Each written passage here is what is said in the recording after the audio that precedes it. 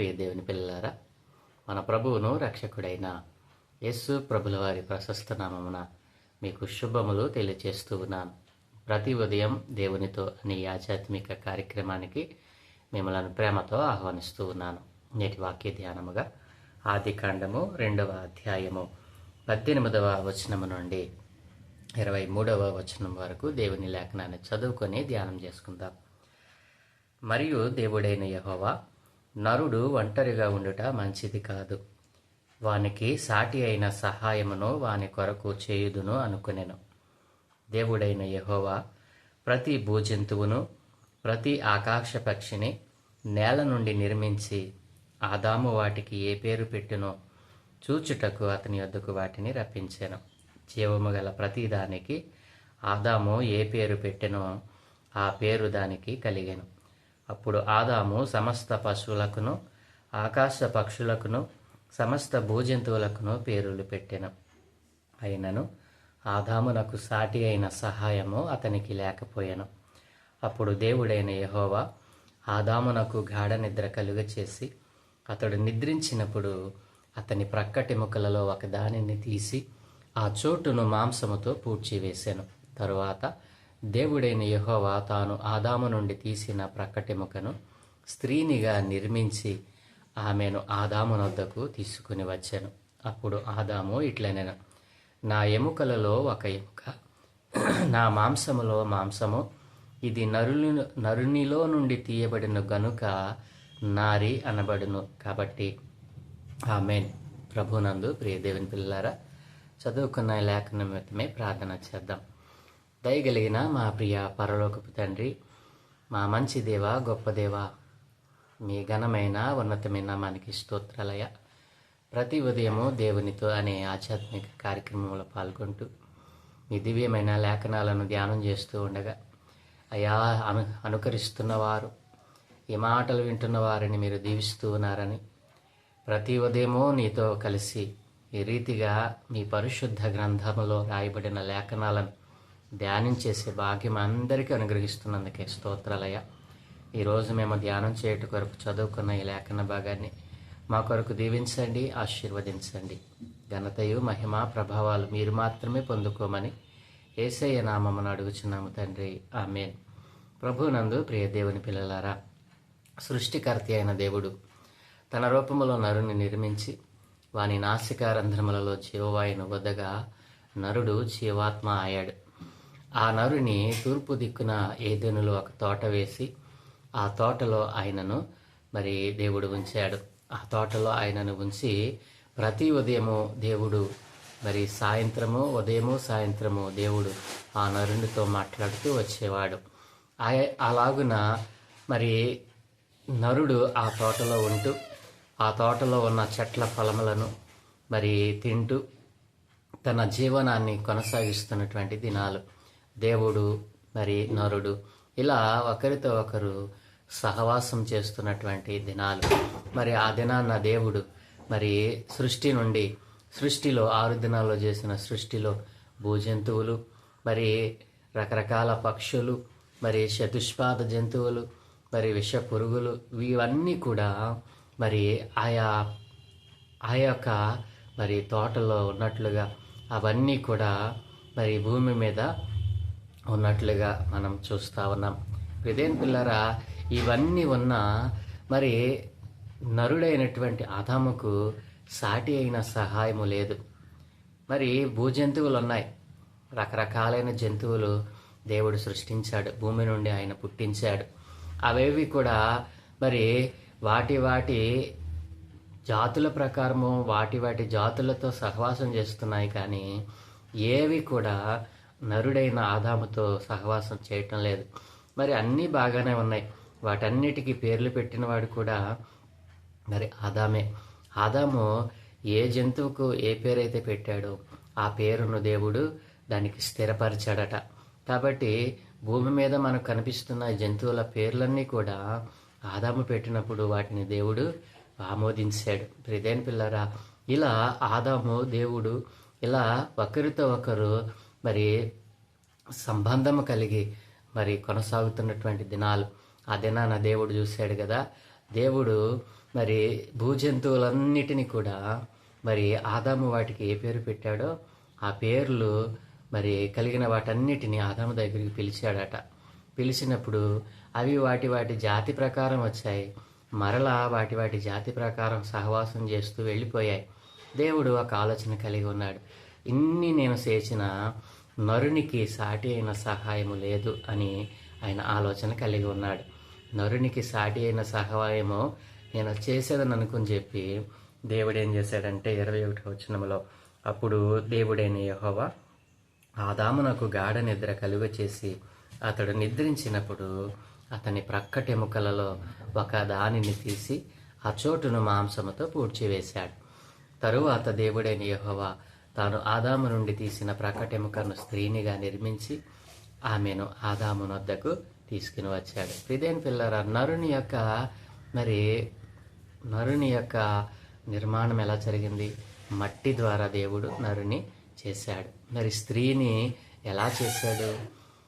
ఆ నరునిలోని ఒక ప్రక్కటెముకను తీసి ఆ ప్రక్కటెముకను స్త్రీనిగా చేసి స్త్రీనిగా మరి నిర్మించి, ప్రక్కటెముకను మరి ఎలా చేశాడు? దేవుడు నిర్మించాడు. స్త్రీనిగా నిర్మించి ఆమెను ఆదాము వద్దకు తీసుకుని వచ్చాడు. ప్రియమైన పిల్లలారా, ఆ రీతిగా మరి స్త్రీ యొక్క నిర్మాణము జరిగింది.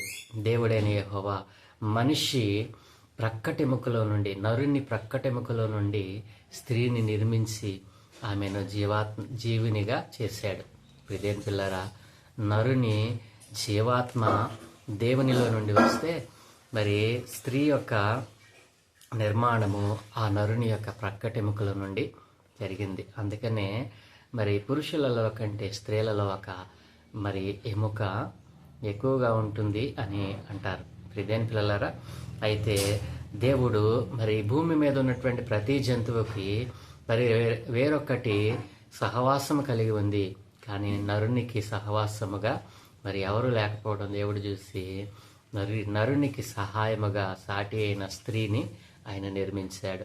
ప్రియమైన పిల్లరా, ఆ రీతిగా దేవుడు మొదటి వివాహము ఏదైనా తోటలో చేశాడు. హల్లెలూయా. దేవుడు సమస్తమును కూడా మంచిదిగా చూసినప్పుడు అన్నీ రెండుగా ఉన్నాయి. కానీ నరుని యొక్క జీవితంలో మనం చూసినప్పుడు ఒంటరిగా ఉన్నాడు. అందుకే సాటి అయిన సహాయం కావాలని చెప్పి జంతువులతో మరి సహా మనుషునికి కూడా సాటి అయిన సహాయం చేశాడు. దేవుడు ఎంత గొప్ప ఆలోచన కలిగిన వాడండి. ఎవరు ఒంటరిగా ఉండటం ఆయనకు ఇష్టం లేదు. అన్నీ సమానంగా ఉండాలి. అందరికీ సమానమైన ఆశీర్వాదాలు రావాలి. ఈ భూమి మీద ఉన్నటువంటి ప్రతిదానికి ఆయన సమానమైన మరి అందరికీ ఆమోదయోగ్యమైనటువంటి నిర్ణయాలు చేశాడు, ఆలోచన చేశాడు. దేవుని ఆలోచన ఎరగటం ఎంత గొప్ప భాగ్యమో. ఆయన యొక్క ఉద్దేశాలను మనం తెలుసుకోవడం ఎంతో అవసరం. దేవుని యొక్క ఉద్దేశము నీ పట్ల నా పట్ల ఏమైనదో తెలుసుకోవడం ఎంతో అవసరం. దేవుడు ఆనాడు మానవులకు భూజంతువులకు అవసరమైన దానిని మరి వాటికి అనుగ్రహించాడు, మానవులకు అవసరమైన వాటిని వారికి అనుగ్రహించాడు. కాబట్టి ఎవరికి ఏది తక్కువ చేయకుండా, ఒకరికి ఎక్కువ ఒకరికి తక్కువ అని లేకుండా అందరికీ సమానమైనటువంటి మరి విధానాన్ని దేవుడు అనుసరించాడు. అందుకే ఆయన దేవుడు అనగలిగాము. ప్రియమైన పిల్లరా, దేవుడు పక్షపాతి కాడు. ఈ విషయాలన్నీ మనం ధ్యానం చేసినప్పుడు మరి దేవుడు మొదటి వివాహము ఏదైనా తోటలో చేశాడు. హల్లెలూయా. ప్రతి జంతువుకి ప్రతి పక్షికి సాటి అయిన సహాయం ఉంది, కానీ నరునికి లేనప్పుడు దేవుడు ఆలోచన చేశాడు. దేవుడు ఏది చేసినా అది మంచిదిగా మనం ఎంచాలి. దేవుడు మన జీవితంలో ఎన్నో ఆశీర్వాదాలు, ఎన్నో మేలులను చేయాలని ఆశపడతా ఉన్నాడు. అయితే మనము ఈ లోక సంబంధమైన నానా విధములైన కల్పనా కథల చేత మన మనసులను త్రిప్పివేసుకొని దేవుని ఉద్దేశాన్ని, దేవుని ఆలోచనను పెడచెవిన పెడతా ఉన్నాం. దేవుని ఆలోచనకు మనము హృదయాన్ని ఇవ్వకపోవడం, దేవుని ఆలోచన చొప్పున మనం నడవకపోవడం, ఈ లోకంలో మనం బ్రతుకుతున్నప్పుడు ఈ లోక సంబంధమైన అవసరాల కోసం మనం ప్రాకులాడటం, ఇలా అనేకమైనటువంటి వాటి మీద మనసు పెట్టి దేవుని ఆలోచనను మనం దూరం చేసుకుంటా ఉన్నాం. ప్రియమైన పిల్లలారా, మరి ఎప్పుడైతే ఆదాము ప్రక్కటెముక నుండి మరి స్త్రీనిగా నిర్మించి ఆమెను ఆదాము వద్దకు తీసుకుని వచ్చాడో అప్పుడు ఆదాము పాటలు పాడుతూ ఉన్నాడు. నా ఎముకలలో ఒక ఎముక, నా మాంసములో మాంసము, ఇది నరులో నుండి తీయబడిన గనుక నారి అనబడినని స్త్రీకి కూడా పేరు పెట్టినటువంటి సందర్భం ఇక్కడ కనబడతా ఉంది. కాబట్టి ప్రియదేని పిల్లారా, మరి ఈ భూమి మీద ఉన్నటువంటి ప్రతి పక్షికి, ప్రతి జంతువుకి, ప్రతి చెట్టుకు, అన్నిటికీ కూడా పేర్లు పెట్టినవాడు ఆదామే. అయితే దేవుడు వాటన్నిటికీ ఆదాము ఏ పేరు పెట్టాడో ఆ పేరునే దేవుడు ఆమోదించాడు. దేవుడు ఎంత మరి ఉన్నతుడు, ఒక నరుడు పెట్టినటువంటి పేరుని మరి వాటికి స్థిరపరిచాడు అని అంటే ఆ దినాన్న ఆదాము దేవుడు వారిద్దరి యొక్క సహవాసము, వారిద్దరూ ఎలా ఒకరితో ఒకరు మమేకమైపోయారో. ప్రియదేని పిల్లారా, దేవుని మెల్లని స్వరాన్ని వినేటువంటి ఆదాము చక్కగా ప్రతి ఉదయము సాయంత్రము ఆయన మెల్లని స్వరాన్ని వినేవాడు, ఆయనతో మాట్లాడేవాడు. మరి తండ్రి కొడుకులలాగా వారిద్దరూ సంభాషించుకునేవారు. ప్రియదేని పిల్లరా, ఆనాడు మరి అందరికీ సహవాసము, సహటి అయిన సహాయం ఉంటే నరునికి లేపడం దేవుడు చూసి ఆయన ఎముకలలో నుండి ఒక ఎముకను తీసి స్త్రీనిగా నిర్మించాడు. స్త్రీ ఉద్భవము మరి ఎలా జరిగింది? ఇది సత్యము, ఇదే సత్యము. మరి ఎక్కడ కూడా స్త్రీ ఉద్భవము గురించిన మరి ప్రస్తావన మనకు కనిపించదండి. చాలా స్పష్టముగా దేవుడు మరి తన పరిశుద్ధ గ్రంథంలో నరుని ప్రక్కటెముకలో నుండి స్త్రీ నిర్మించబడింది. దేవుని యొక్క మహాకృప ఎంత ఉన్నతమైనదో, ఆయన సర్వాధికారి అయిన దేవుడు, సర్వశక్తి కలిగిన దేవుడు అనుటకు ఇదే నిదర్శనం. అంతేకాదండి, ఈ రోజున మరి వైద్య రంగంలో, ప్రియదేని పిల్లలారా, వైద్య రంగంలో అనేకమైన ఆపరేషన్లు జరుగుతూ ఉన్నాయి. ఒక ఆపరేషన్ చేయాలనంటే మనిషికి ఏమిస్తారండి? నొప్పి తెలియకుండా మరి ఆ యొక్క మత్తు మందును ఇంజక్షన్గా ఇస్తారు. నా ప్రియ దేవుని పిల్లలారా, ఆ వైద్య శాస్త్రానికి కానీ, జీవశాస్త్రానికి కానీ, మరి రసాయనిక శాస్త్రానికి కానీ మూలమైనది పరిశుద్ధ గ్రంథం. వైద్య శాస్త్రంలో ఒక వ్యక్తికి ఆపరేషన్ చేయాలంటే అతనికి ఎనిమా మరి మత్తు మందు ఇంజెక్షన్ ఇచ్చి ఆ భాగమును మరి ఆపరేషన్ చేయటం జరుగుతుంది. ఇదేని పిల్లరా, ఆదిలోని దేవుడు ఆదాముకు ఏ ఆపరేషన్ చేశాడు? మరి గాఢ నిద్ర కలుగ చేసి. ఇదేని పిల్లరా, ఈ మత్తు మందు మరి ఇచ్చి ఆపరేషన్ చేయాలనుకున్న ఆలోచన ఎక్కడి నుంచి వచ్చింది? బైబిల్లో నుండే. దేవుడు ఆదిలో చేసిన, ఆదాము జీవితంలో దేవుడు చేసినటువంటి ఆ యొక్క ఆలోచనను మానవుడు మరి దేవుని యొక్క జ్ఞానమును పొందుకొని, మరి దేవుని యొక్క జ్ఞానముతో ఒక మనిషికి గాఢ నిద్ర కలిగజేస్తే ఆ వ్యక్తిని మరి ఏం చేసినా అతనికి తెలియదు అనేటువంటి విషయాన్ని వారు కనుగొనగలిగారు. ఏ విషయమైనా, ఏ జ్ఞానమైనా, ఏ విజ్ఞానమైనా పరిశుద్ధ గ్రంథములో నుండే మరి ఈ లోకంలో ఉన్నటువంటి శాస్త్రజ్ఞులైన మరి పరిశోధన చేసేవారైనా పొందుకోగలుగుతున్నారు. ఇప్పటికీ అనేకమైన కొత్త వాటిని కనిపెట్టడానికి మూలాధారమైంది పరిశుద్ధ గ్రంథం. ప్రియదేని పిల్లరా, ఆనాడు మత్తుమంది ఇచ్చి ఆపరేషన్ చేసినటువంటి దేవుడు, మత్తుమంది లేకుండా దేవుడు ఎలాగున ఆదాముకు ఆపరేషన్ చేయగలిగాడు, తన ఎముకలలో నుండి ఒక ఎముకను తీయగలిగాడు. ఈ రోజున అనేకమైన ఆపరేషన్లు చాలా సక్సెస్ఫుల్గా ఈరోజు డాక్టర్స్, వైద్యులు చేయగలుగుతూ ఉన్నారు. ఈ జ్ఞానం అంతా ఎక్కడిది? బైబిల్ గ్రంథంలోనిదే. కాబట్టి ప్రియదేని పిల్లలారా, దేవుని ఉద్దేశాలు, దేవుని యొక్క జ్ఞానము, ఈ లోక జ్ఞానము దేవుని జ్ఞానంతో పోటీ పడలేదు, ఎప్పటికీ పడలేదు. ప్రియదేని పిల్లలారా, ఈ లోకంలో జ్ఞానం ఉంది అంటే అది దేవుని యొక్క జ్ఞానమే. ఒకవేళ నీ జ్ఞానమును ఆధారం చేసుకుని నీవు ఒకవేళ వెర్రవిగుతూ ఉన్నావేమో. నీ ఆలోచన, నీ జ్ఞానము, నీ వివేకము అన్నీ దేవుడిచ్చినవే. ఒకవేళ నేను జ్ఞానవంతుడిని, నేను మరి నా జ్ఞానము నాది, నేనే సంపాదించుకున్నానని వెర్రవిగుతున్నావేమో. జాగ్రత్త, దేవుడు చూస్తూ ఉన్నాడు, ప్రతి దానిని గమనిస్తూ ఉన్నాడు.